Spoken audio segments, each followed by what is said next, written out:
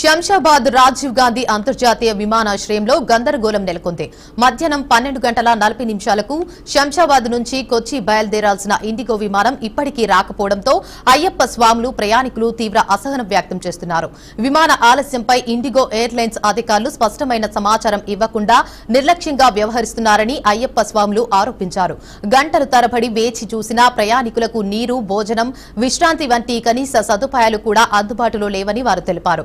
అత్యవసరంగా వెళ్లాల్సిన పరిస్థితుల్లో ఉన్నప్పటికీ ఎయిర్లైన్స్ నుంచి టికెట్ అమౌంట్ రిఫండ్ కూడా అందలేదు అని ప్రయాణికులు ఆవేదన వ్యక్తం చేస్తున్నారు. పలువురు స్వాములు, కుటుంబ సభ్యులు చిన్నారులతో కలిసి విమానాశ్రయంలోనే ఇరుక్కుపోయి ఉన్నారు. మేము ఏ రోజైతే మాల వేసుకున్నామో ఆనాడే మేము టికెట్లు కూడా బుక్ చేసుకున్నాం. సరే చాలా తక్కువకి వచ్చాయి కదా అని చెప్పి తీసుకున్నాం. ఈరోజు ఇరుముడు కట్టుకునే టైం కల్లా క్యాన్సిల్ అయింది. క్యాన్సిల్ అయిన తర్వాత ఇంకా బుక్ చేసుకున్నాం. అదే ముందు ఫ్లైట్ 1:40 ఉండేది. అది కాస్త క్యాన్సిల్ అయిపోయిన తర్వాత 2:05 ఒక ఫ్లైట్ అండి, 6648 ఏదో ఉంది.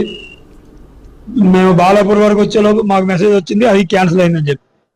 సరే ఇక్కడికి వచ్చిన తర్వాత పరిస్థితి చూస్తే అగమ్య గోచరంగా ఉంది. స్వాములందరూ కూడా ధర్నాలు చేస్తున్నారు కానీ ఏది మాకేం ప్రయోజనం లేదు.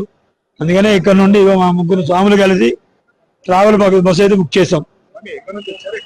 మేము ఉప్పల్ చిలకా నగర్ నుండి వచ్చామండి. ఈ స్వామి వాళ్ళు బిఎన్ రెడ్డి నగర్ వచ్చారు. ఎలాగైనా సరే శబరి వెళ్ళాలి, శబరి ఇరుముడు దర్శనం చేసుకోవాలి, ఇరుముడు సమర్పించుకోవాలి, 18 అమ్మడి ఎక్కాలి అనే కోరిక ఇప్పుడు 15 సంవత్సరాల నుండి చేస్తూనే ఉన్నాం. కానీ ఇప్పుడు ఈ సంవత్సరం మనకి జరిగింది కాబట్టి ఇదంతా అయ్యప్ప దైవాధీనం. మనకి విదేశీ మంత్రి గారు అంటే రామనాయుడు గారు ఎవరు ఎర్రనాయుడు గారు వాళ్ళ అబ్బాయి కూడా మా శ్రీకాకుళం జిల్లా, మాది శ్రీకాకుళం జిల్లానే. కానీ ఆయన వల్ల కూడా అయ్యే పని కాదు. ఎందుకంటే వాళ్ళు ఏదైతే ఇండిగో యాజమాన్యం ఉందో వాళ్ళ వల్లనే ఏదో ప్రాబ్లం ఉంది. ఆ యాజమాన్యం వాళ్ళు ఎవరు స్పందించట్లేదని తెలిసింది.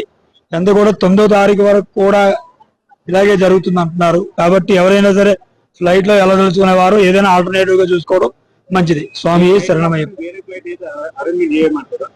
ఏమి అరేంజ్మెంట్ చేయడానికి అక్కడికి వెళ్ళడానికి కూడా మాకు అవకాశం ఇవ్వట్లేదండి లోపలికి.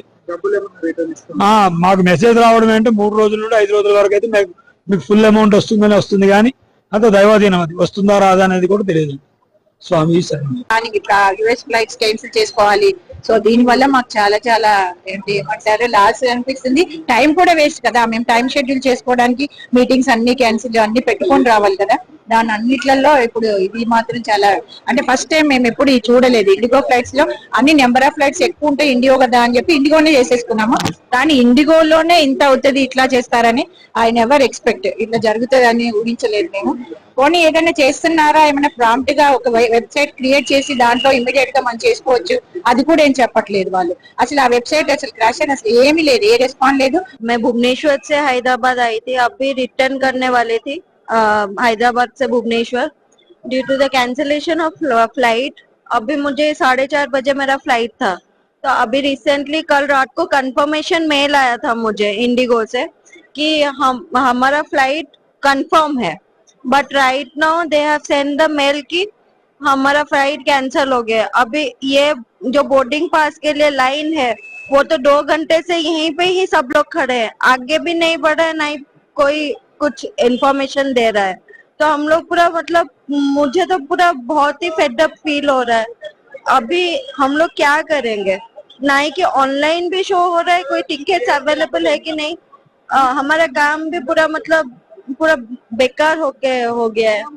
मैं भुवनेश्वर से आई थी, अभी मुझे फिर रिटर्न मेरे घर जाना है. नहीं कुछ फूड कुछ भी अवेलेबल नहीं है. अभी वो लोग लेके पानी दे रहे हैं.